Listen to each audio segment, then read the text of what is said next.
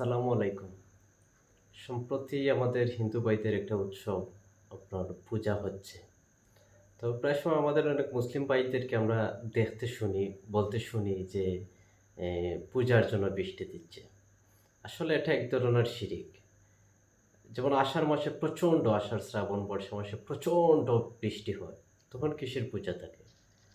আসলে বৃষ্টি তার ধারাবাহিক গতানুগতিকভাবেই বৃষ্টি দেয়। অনেক সময় অগ্রহায়ণ মাসে বৃষ্টি দেয়। তখন কি পূজা থাকে? সাধারণত আমরা যেটা লক্ষ্য করি যে আশ্বিন, কার্তিক মাসে যে বৃষ্টি যেটা দেয়, সেই সময়টা আমি লক্ষ্য করেছি যে তখন আমাদের ওই যে সবজি ক্ষেত বা অনেক সময় আপনার তখন ধানের এই যে ও পরাগায়ন করতে থাকে।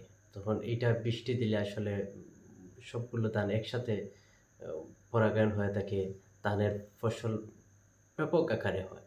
তো এটাকে আপনারা আসলে এই যে কথার ছলে আমরা আসলে একটা শিরিকের দিকে যাচ্ছি। এই বিষয়টা আসলে আমাদের লক্ষণীয়। যদি এই পূজার সময় বৃষ্টি হয়, বা অনেক সময় দেখা যায় পূজার সময় বৃষ্টি হয় না। মানে পূজা উপলক্ষে বৃষ্টি। আসলে এটা আমাদের কথাবার্তা বলতে আমি অপ প সব ধর্মের প্রতি আমি সম্মান রেখেই বলছি। আসলে এটা আমাদের মুসলমানদের জন্য বর্জনীয় একটা বিষয়।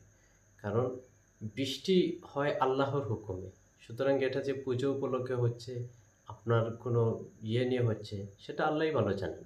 সুতরাং এটা থেকে আমাদের একটু সচেতনতা অবলম্বন করে কথা বলা উচিত। আসসালামু আলাইকুম।